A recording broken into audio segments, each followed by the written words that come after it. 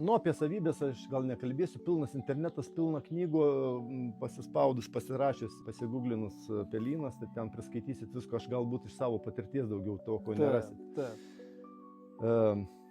Kaip sakiau, aš pagal Borisą Bolotovą tada pradėjau tuos daryti.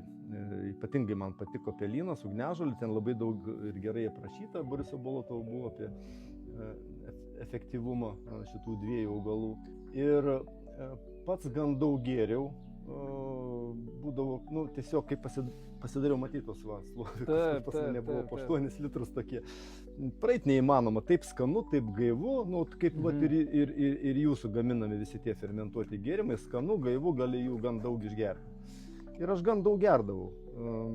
Ir paskui teko ten birezonansinė aparatūra nuvažiuoti pas vieną daktarą pasitestuoti, nusivežiau ten savo tą pelyną, ugniažolę, pasižiūrėjau, kad gan didelė apkrova yra ant kai kurių organų, tai tada truputį atsargiau pradėjau vartoti. Bet aš nieko blogo nepajau, man tik tais labai gerai buvo tada. Kiek maždaug išgerdavai per dieną? Daug išgerdavau, aš ir litrą išgerdavau. Ir litrą, ne? Jo. Ir dabar kartais išgeriu. Kodėlgi ne? Daugiau negu, bet ne kiekvieną dieną, aišku. Ir pasitaikė toks atvejis, tokia Genutė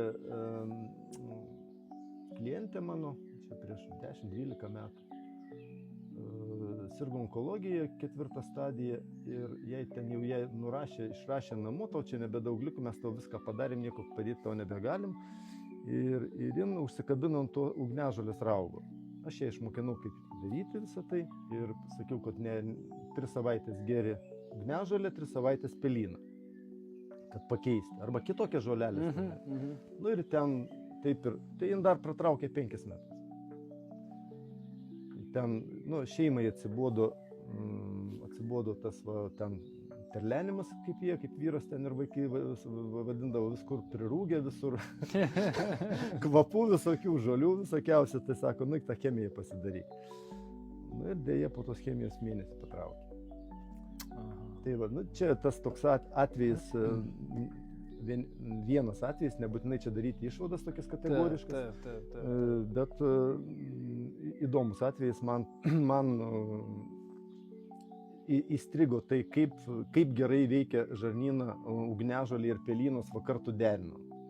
Ir savo klientams visą tą laiką aš rekomenduoju, ne po daug,